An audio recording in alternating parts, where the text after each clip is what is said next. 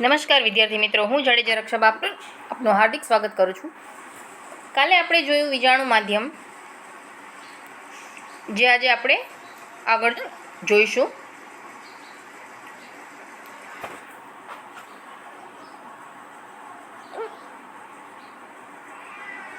દેશ વિદેશની ઘટનાઓ આજે રેડિયો કે ટેલિવિઝન દ્વારા તે જ સમયે જીવંત પ્રસારણ દ્વારા પણ વ્યક્તિ સુધી સરળતાથી પહોંચી શકે, જેને આપણે કહીએ છીએ લાઈવ ટેલિકાસ્ટ. હવે ધારાવાહિક છે,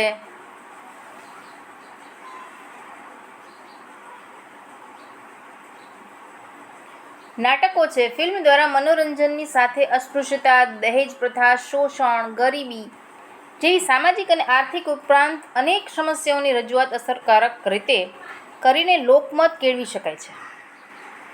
ધારાવાહિકો દ્વારા, એટલે કે સિરિયલો દ્વારા, કે નાટકો દ્વારા, કે ફિલ્મો દ્વારા, કે મનોરંજન દ્વારા અસ્પૃશ્યતા છે, દહેજ પ્રથા છે, શોષણ છે, ગરીબી છે, આ જે સામાજિક સમસ્યાઓ છે એ અને આર્થિક ઉપરાંત અનેક સમસ્યાઓની રજૂઆત કરીને, અસરકારક રજૂઆત કરીને લોકમત કેળવી શકીએ છીએ. આપણે લોકો પાસેથી મત મેળવી શકીએ છીએ.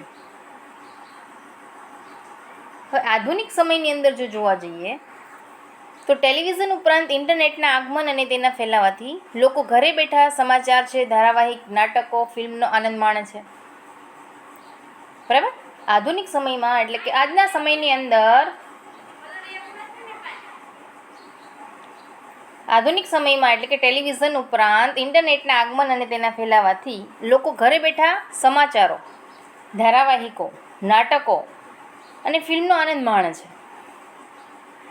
હવે આજે આ માધ્યમ દ્વારા રજૂ થતી વિકૃત અને બીભત્સ અને હિંસાની માણસ ઉપર ખરાબ અસર થઈ છે. કોઈ પણ વસ્તુના કહેવાય ને કે એક સિક્કાની બે બાજુ હોઈ શકે. તો ટેકનોલોજી છે એનો સારો પણ ઉપયોગ થાય છે અને એ જ ટેકનોલોજીનો ખરાબ પણ ઉપયોગ થાય છે. હવે કેવી રીતે કરવો, કેવો કરવો એ આપણી ઉપર છે. હવે આ માધ્યમ દ્વારા આપણે રજૂ થતી વિકૃત, બીભત્સ અને હિંસાની માણસ ઉપર ખરાબ જ અસર થઈ શકે છે.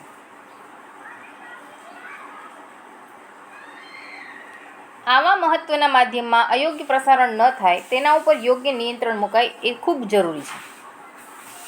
હવે વીજાણુ માધ્યમમાં પ્રસારિત થતો વિવિધ બીભત્સ અને હિંસા દર્શાવતા કાર્યક્રમો સામે રાજકીય પક્ષ અને સ્વૈચ્છિક સંગઠનો યથાયોગ્ય સમયે આંદોલન કરે તે લોકશાહીમાં આવકાર્ય છે. શું કહે છે? વીજાણુ માધ્યમમાં પ્રસારિત થતા વિવિધ બીભત્સ એટલે કે એક ફેમિલી સાથે બેસીને ન જોઈ શકે એવા કાર્યક્રમો, બીભત્સ, હિંસા દર્શાવતા કાર્યક્રમો સામે રાજકીય પક્ષ અને સ્વૈચ્છિક સંગઠન સંસ્થાઓ જે છે એ યથાયોગ્ય સમયે આંદોલન કરી તે લોકશાહીને આવકાર્ય છે. અને આજકાલ આપણે જોવા જઈએ તો ટેકનોલોજી ખૂબ જ આગળ વધી ગઈ છે. બરાબર. આજકાલ ટેકનોલોજી એટલી ઝડપી છે કે ઇન્ટરનેટ અને સેલફોન દ્વારા સતત લોકો એકબીજાની સંપર્કમાં રહી પોતાની વાત કે વિચારો ફેલાવવાનું કાર્ય કરે છે.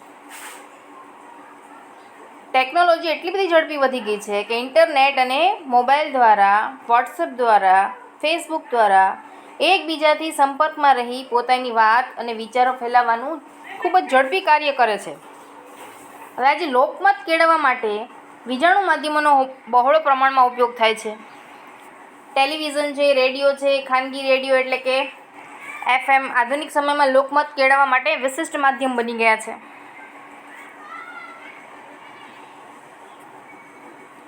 હવે તટસ્થ રીતે જો જોવા જઈએ તો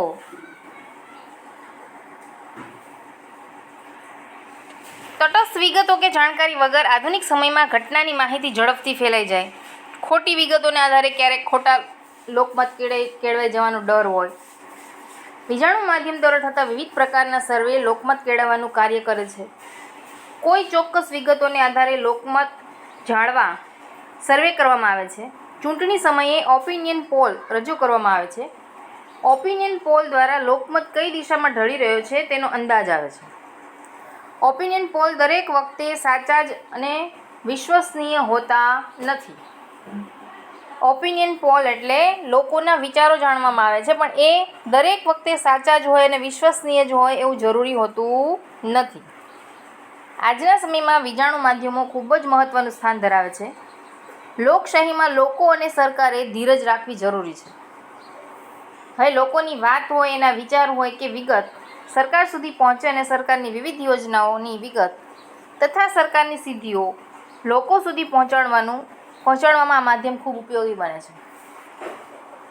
શું કહે છે? લોકોની વાત છે, એના વિચારો છે, એ વિગત છે સરકાર સુધી પહોંચે અને સરકારની વિવિધ યોજનાઓની વિગતો તથા સરકારની સિદ્ધિઓ લોકો સુધી પહોંચાડવામાં આ માધ્યમ ખૂબ જ ઉપયોગી છે. રેડિયો દૂર તેમજ અંતરિયાળ પ્રદેશોમાં સુધી પોતાનું કાર્યક્ષેત્ર ધરાવે છે. માત્ર શ્રાવ્ય માધ્યમ હોવાથી રેડિયો અસરકારક માધ્યમ બની શક્યો નથી. શ્રાવ્ય માધ્યમ એટલે ફક્ત એનાથી સાંભળી શકાય, તમે જોઈ શકો નહીં, એટલે એટલો બધો અસરકારક બન્યો નથી. રેડિયોની સરખામણીમાં ટેલિવિઝન ઉપર પ્રસારિત કાર્યક્રમો ખર્ચાળ હોવા છતાં વિજાણુ માધ્યમ તરીકે લોકભોગ્ય બન્યા છે. રેડિયોની તુલનામાં જો આપણે જોઈએ તો ટેલિવિઝન ઉપર જે પ્રસારિત કાર્યક્રમો આવે છે એ ખર્ચાળ છે, ખર્ચો એમાં વધારે થાય છે, પણ એ વિજાણુ માધ્યમ તરીકે લોકભોગ બન્યો છે, એટલે કે લોકોમાં એની અસર થાય છે. લોકશાહીમાં લોકો પ્રથમ રાષ્ટ્રપતિને મહત્વ આપીને જ પોતાનો લોકમત રજૂ કરે તેવી અપેક્ષા રાખવામાં આવે છે. લોકશાહીમાં લોકો સૌ પ્રથમ રાષ્ટ્રને હિતને શું કહે છે? લોકશાહીમાં લોકો પ્રથમ રાષ્ટ્રહિતને, દેશનું હિત જોવાનું છે. રાષ્ટ્રહિતને મહત્વ આપીને જ પોતાનો લોકમત રજૂ કરે તેવી અપેક્ષા રાખવામાં આવે છે.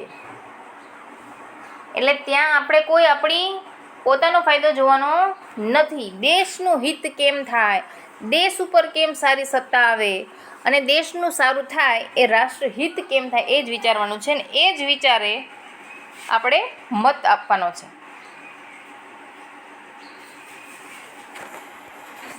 હવે જોઈએ આપણે લોકશાહીના પ્રકાર. વિશ્વમાં અનેક દેશોમાં લોકશાહી છે. એવું નથી કે આપણે ભારત એક જ લોકશાહી દેશ છે. ઘણા બધા દેશ છે જે લોકશાહી છે. હવે લોકશાહી શાસન વ્યવસ્થામાં પણ ભિન્નતા જોવા મળે, એટલે કે અલગ અલગ જોવા મળે. આપણા દેશમાં સંસદીય લોકશાહી શાસન વ્યવસ્થા છે. અમેરિકા જેવા દેશમાં પ્રમુખીય લોકશાહી શાસન વ્યવસ્થા જોવા મળે છે. સંસદીય લોકશાહી અને પ્રમુખીય લોકશાહી મુખ્ય બે પ્રકાર વિશે આપણે જોઈશું. ભારતમાં જોવા જઈએ આપણે તો આપણા દેશની અંદર સંસદીય લોકશાહી શાસન વ્યવસ્થા છે, જ્યારે અમેરિકાની અંદર પ્રમુખીય લોકશાહી શાસન વ્યવસ્થા છે. તો આજે લોકશાહીના મુખ્ય જે બે પ્રકાર છે તો આજે આપણે એના વિશે સમજીશું. સંસદીય લોકશાહી જે છે, જે આપણા ભારતની અંદર છે, પહેલાં એના વિશે સમજીએ. તો આપણા દેશે સંસદીય લોકશાહીનો સ્વીકાર કર્યો છે, જેમાં લોકસભામાં જે પક્ષને સ્પષ્ટ બહુમતી મળી હોય તે નેતાને રાષ્ટ્રપ્રમુખ એટલે કે વડાપ્રધાન તરીકે નિમે છે. લોકસભામાં જે પક્ષ બહુમતીથી જીત મેળવી લીધી હોય તેના નેતાને રાષ્ટ્રપ્રમુખ એટલે કે વડાપ્રધાન તરીકે નિમવામાં આવે છે. વડાપ્રધાન સરકારની રચના કરે છે અને સંસદીય સરકાર લોકસભાને સંપૂર્ણપણે જવાબદાર હોય છે. સંસદીય જે સરકાર હોય છે લોકસભાને સંપૂર્ણપણે જવાબદાર હોય છે. જ્યાં સુધી સરકાર લોકસભાના બહુમતી સભ્યોનો વિશ્વાસ ધરાવતી હોય ત્યાં સુધી જ તે સત્તા ઉપર રહી શકે. લોકસભાની અંદર જે સભ્યો હોય છે એ સભ્યોની બહુમતી જ્યાં સુધી સરકાર ધરાવતી હોય, એમનો વિશ્વાસ ધરાવતી હોય ત્યાં જ સુધી એ સત્તા ઉપર રહી શકે છે. હવે જોઈએ આપણે પ્રમુખીય લોકશાહી. તો પ્રમુખીય શાસન વ્યવસ્થા લોકશાહીનો બીજો મહત્વનો પ્રકાર છે. પ્રમુખીય લોકશાહીમાં સામાન્ય રીતે પ્રમુખ સીધા લોકો દ્વારા ચૂંટાય છે. પ્રમુખ બંધારણમાં નિશ્ચિત કરવામાં આવેલી મુદ્દત સુધી સત્તા ઉપર રહે છે. અમેરિકા અને દુનિયાના બીજા કેટલાક દેશોમાં આવી પ્રમુખીય લોકશાહી શાસન વ્યવસ્થા છે. હવે આપણને વિચાર થાય કે પ્રમુખશાહી લોકશાહીમાં અને સંસદીય લોકશાહીમાં ફરક શું? તો ફરક એટલો કે પ્રમુખીય લોકશાહી એટલે કે અમેરિકાનું જે શાસન વ્યવસ્થા છે એની અંદર આપણે જોયું કે ડોનાલ્ડ ટ્રમ્પ છે એને સીધા પબ્લિક પ્રજા એને મત આપે છે અને પ્રજા એને જીતાડે છે. જ્યારે આપણી અંદર ભારતની અંદર સંસદના સભ્યો લોકસભાના બહુ સભ્યો હોય છે, જે સત્તા ઉપર હોય છે, તે પણ એની સામે વિપક્ષ પણ હોય છે અને અપક્ષ પણ હોય છે. જિલ્લા કક્ષાએ કે રાજ્ય કક્ષાએ આપણે જે ચૂંટણી થાય છે, એ ચૂંટણીની અંદર સર્વાનુમતે દેશની અંદર સૌથી ઝાઝી સીટ લોકસભાની અંદર સૌથી બહુમતી જે સભ્યોની આવે છે, એ સભ્ય સત્તા ઉપર બેસે છે. જ્યારે પ્રમુખીય લોકશાહીની અંદર સીધા એમ કહી શકીએ કે પ્રમુખને સીધી પ્રજા જે છે, લોકો જે છે, એ સીધા એમને ચૂને છે. સીધો મત જે આપે છે એના દ્વારા એ ચૂંટાય છે.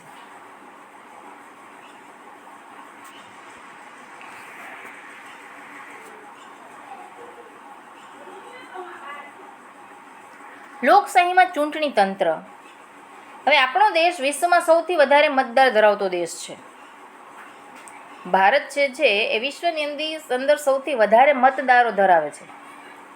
આ ચૂંટણી પ્રક્રિયાનું સંચાલન, નિયમન, નિરીક્ષણ ચૂંટણી પંચ કરે છે.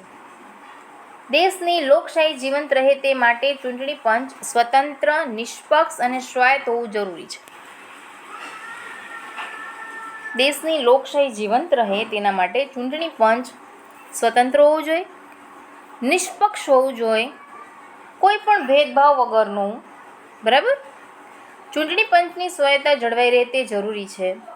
હવે આ માટે ચૂંટણી કમિશનરોની નિમણૂક કરવાની, નોકરીની શરતો હોય અને હોદ્દા પરથી મુક્ત કરવા કે દૂર કરવા માટે બંધારણમાં ચોક્કસ જોગવાઈ કરવામાં આવી હોય. સંસદ, રાજ્યની વિધાનસભા, વિધાન પરિષદ ઉપરાંત રાષ્ટ્રપ્રમુખ અને ઉપરાષ્ટ્રપ્રમુખની ચૂંટણી કરવા માટેની જવાબદારી એ સત્તા ચૂંટણી પંચની છે. હવે આપણા દેશની ચૂંટણી ગુપ્ત મતદાન દ્વારા થાય છે ને. આપણા દેશની ચૂંટણી જે છે એમાં ગુપ્ત મતદાન એટલે તમે જે મત આપો છો એ બીજા કોઈને ખ્યાલ હોય નહીં, એને ગુપ્ત મતદાન કહેવાય. વિધાનસભા કે સંસદની 5 વર્ષની મુદ્દત પૂર્ણ થાય ત્યારે તેનું વિસર્જન કરી નવેસરથી ચૂંટણી કરવામાં આવે. વિધાનસભાની અંદર સંસદની 5 વર્ષની મુદ્દત હોય. 5 વર્ષ સુધી જે સત્તા ઉપર આવે એને 5 વર્ષ સુધી એ સત્તા ભોગવી શકે. 5 વર્ષ પૂર્ણ થાય એટલે એનું વિસર્જન કરે, નવીસરથી ચૂંટણી કરવામાં આવે.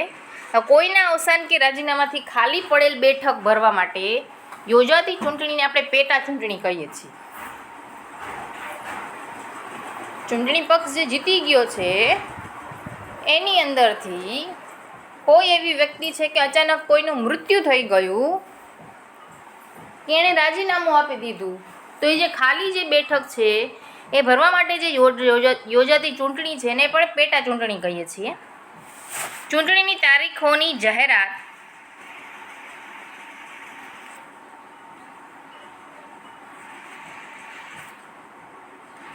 ઉમેદવારી પત્ર ભરવાથી લઈ તેની ચકાસણી, ઉમેદવારી પત્ર પાછું ખેંચવાની તારીખ, ઉમેદવારની અંતિમ યાદીની જાહેરાત, ચૂંટણી પ્રતીક ફાળવવા માટે નક્કી કરવા જેટલી બાબતો ચૂંટણી પંચના કાર્યક્ષેત્રમાં આવે. એટલે ઉમેદવાર પત્ર ભરે એની ચકાસણી કરવી, ઉમેદવારી પત્ર પાછું ખેંચી લેવું, એને અંતિમ યાદી જાહેર કરવી, ચૂંટણી પ્રતીક ફાળવવા માટે નક્કી કરવા જેવી બાબતો, બધી જ બાબતો છે એ ચૂંટણી પંચ દ્વારા કાર્યક્ષેત્રમાં આવે છે. હવે ચૂંટણીની તારીખો જાહેર થાય તે સમયથી જ આચાર સંહિતા લાગુ પડે છે. સરકાર આચાર સંહિતાના અમલ દરમિયાન લોકમતને પ્રભાવિત થાય તેવા કોઈ નીતિ વિષયક નિર્ણયો કે લાભકારક જાહેરાતો કરી શકતી નથી. એટલે ચૂંટણીની તારીખ જાહેરાત થઈ ગઈ હોય એ 24 કલાક પહેલાં પ્રચાર અને પ્રસાર બંધ થઈ જાય છે. એનો મતલબ એમ છે, બરાબર. ચૂંટણી ચાલુ થાય, મતદાન દેવાનું ચાલુ થાય એ પહેલાં પ્રચાર અને પ્રસાર બંધ કરવો પડે છે. એને આપણે કહીએ છીએ આચાર સંહિતા. અમલ દરમિયાન લોકમતને પ્રભાવિત થાય તેવા કોઈ પણ નીતિ વિષયક નિર્ણયો કે લાભકારી જાહેરાતો કરી શકાતા નથી. ચૂંટણી પહેલાં ઉમેદવાર કે તેમનો રાજકીય પક્ષ પોતાની ચૂંટણીનો ઢંઢેરો બહાર પાડે છે. આ ઢંઢેરામાં આર્થિક સંરક્ષણ તેમજ વિદેશ નીતિ અને સરકારની કરવા ધારેલી કામગીરી અને યોજનાઓમાં ઉપરાંત વિવિધ સમસ્યાઓ છે તેનું નિરાકરણ છે એ સંદર્ભે પોતાનું રાજકીય પક્ષનું વલણ સ્પષ્ટ કરે છે. ચૂંટણીની પહેલાં ઉમેદવાર જે પક્ષ હોય છે એ રાજકીય પક્ષ પોતાનો ચૂંટણીનો ઢંઢેરો બહાર પાડે કે અમે આ પક્ષમાંથી અમારું નામ નોંધાવ્યું છે, આ પક્ષમાં અમે ઊભા રહ્યા છીએ, બરાબર. પછી આર્થિક રીતે, સંરક્ષણ રીતે, વિદેશ નીતિ કે સરકારની કરવા ધારેલી કામગીરીની યોજના ઉપરાંત વિવિધ સમસ્યા અને તેનું અમે નિરાકરણ કરશું એ સંદર્ભે પોતાનું કે રાજકીય પક્ષનું વલણ આપણી સામે સ્પષ્ટ રાખે છે કે અમે આટલા તમને કામો કરી આપશું એમ, બરાબર. એ વિશ્વાસ એક પ્રજાની અંદર મૂકે છે ત્યારે પ્રજા મત આપે છે. હવે લોકશાહીમાં ગુપ્ત મતદાન, તો આપણા ભારતમાં આપણે ગુપ્ત મતદાન જ આપીએ છીએ, બરાબર. પણ એને સમજવું જરૂરી છે. ભારતની અંદર આપણે જોવા જઈએ તો 18 વર્ષ કે તેથી ઉપરનો કોઈ પણ વ્યક્તિ, કોઈ પણ જાતિ, જ્ઞાતિ, ધર્મમાં કોઈ ભેદભાવ નથી. આપણે ત્યાં કોઈ પણ વ્યક્તિ મતદાન કરી શકે છે. પણ કેવું? ગુપ્ત મતદાન. એના સિવાય કોઈ બીજી વ્યક્તિને જાણ ન થવી જોઈએ કે એણે કોને મત આપ્યો, એને ગુપ્ત મતદાન કહેવાય. લોકશાહીમાં ગુપ્ત મતદાન. આપણા દેશમાં સંપૂર્ણ ગુપ્ત અને સ્વતંત્ર રીતે મતદાન દ્વારા ચૂંટણી યોજાય છે. ભારતની સંસદની ચૂંટણીને વિશ્વની સૌથી મોટી મતદાનની પ્રક્રિયા માનવામાં આવે છે. ચૂંટણી વખતે વિવિધ પક્ષ, સંગઠન અને અપક્ષ ઉમેદવાર ચૂંટણી લડે છે. સૌ પોતાના વિચાર, કરેલા કાર્ય, ભાવિ આયોજન હોય એ મતદાર સામે રજૂ કરે. ચૂંટણી વખતે વિવિધ પક્ષો હોય છે, જેમ કે આપણે ભારતની અંદર જોવા જઈએ તો કોંગ્રેસ પક્ષ છે, આપ છે, ભાજપ છે, અપક્ષ છે, આવા વિવિધ અલગ અલગ પક્ષો હોય છે. એ સંગઠનો અને અપક્ષ ઉમેદવારી ચૂંટણી લડે છે. સૌ પોતાના વિચારો પ્રજા સામે રજૂ કરે છે. એમને જે કાર્ય કરેલા હોય છે એ પ્રજાને દેખાડે છે. એમનું ભવિષ્યનું આયોજન શું છે દેશને લઈને એ મતદાતાઓ સામે રજૂ કરે છે. મતદારો કોઈ પણ પ્રકારનો લોભ, લાલચ કે ડર વગર મતદાન કરે તે અપેક્ષિત છે. મતદાતાઓ જે છે, જે મત આપે છે, કોઈ પણ પ્રકારના લોભ કે લાલચ કે ડર વગર મતદાન કરે એ એમની પાસે આશા રાખવામાં આવે છે. હવે ચૂંટણી પ્રક્રિયા દરમિયાન ગુપ્ત મતદાનને મહત્ત્વ આપવામાં આવ્યું છે. મતદારને પોતાનો મત ગુપ્ત રાખવાનો અધિકાર મળ્યો છે.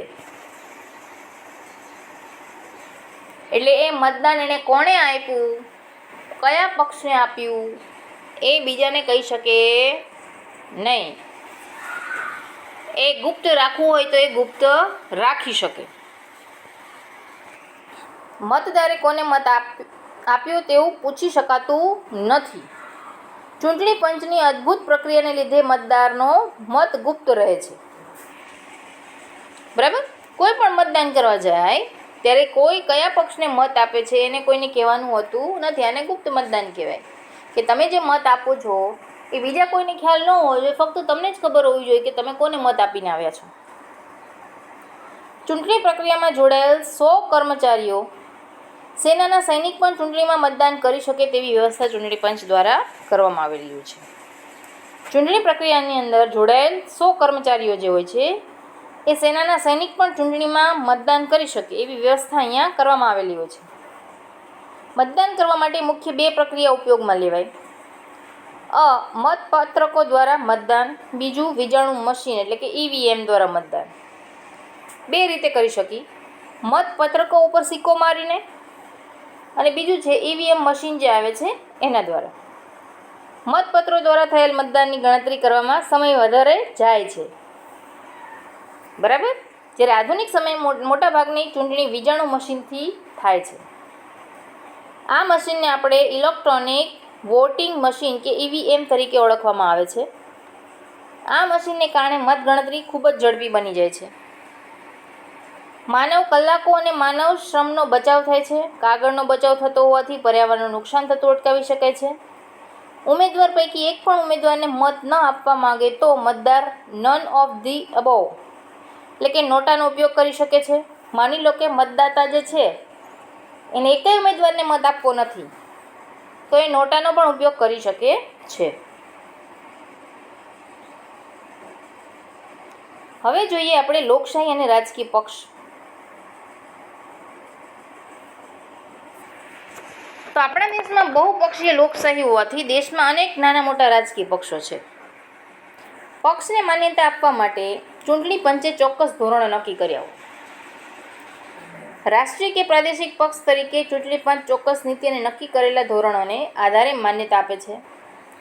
જે રાજકીય પક્ષ ઓછામાં ઓછા 4 રાજ્યમાંથી ચૂંટણી લડે, આ ચારેય રાજ્યમાં યોજાયેલ છેલ્લી ચૂંટણીમાંના કુલ મતદાનના 4% મત મેળવનાર રાજકીય પક્ષને રાષ્ટ્રીય પક્ષ અને અન્ય પક્ષને પ્રાદેશિક પક્ષ તરીકે માન્યતા આપવામાં આવે. શું કહે છે?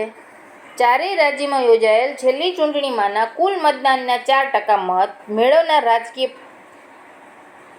પક્ષને રાષ્ટ્રીય પક્ષ અને અન્ય પક્ષને પ્રાદેશિક પક્ષ તરીકે માન્યતા આપવામાં આવે છે. ચૂંટણી પંચ દ્વારા આપવામાં આવેલી માહિતી અનુસાર 10 માર્ચ 2014 સુધી દેશમાં 1593 રાજકીય પક્ષો નોંધાયા છે. છેલ્લા વર્ષે 239 પક્ષોનો વધારો થયો. હવે એમાં જોવા જઈએ તો આપણા દેશમાં ભારતીય રાષ્ટ્રીય કોંગ્રેસ INC અને ભારતીય જનતા પક્ષ એટલે BJP મુખ્ય રાજકીય પક્ષ છે બે. ઉપરાંત બહુજન સમાજવાદી પાર્ટી એટલે BSP, communist party of India એટલે CPI, communist party of India એટલે માર્ક્સિસ્ટ CPIM અને રાષ્ટ્રીય કોંગ્રેસ પાર્ટી એટલે NCP જેવા રાષ્ટ્રીય સ્તરના પક્ષો છે. આ ઉપરાંત શિવસેના છે, તૃણમૂલ કોંગ્રેસ છે, સમાજવાદી પાર્ટી છે, દ્રવિડ મુનેત્ર કઝગમ છે, ઓલ ઇન્ડિયા અન્ના દ્રવિડ મુનેત્ર કઝગમ છે અને આમ આદમી પાર્ટી છે, જનતા દળ યુનાઇટેડ છે, રાષ્ટ્રીય જનતા દળ છે જેવા પ્રાદેશિક પક્ષો છે. હવે રાષ્ટ્રીય પક્ષ તરીકે માન્ય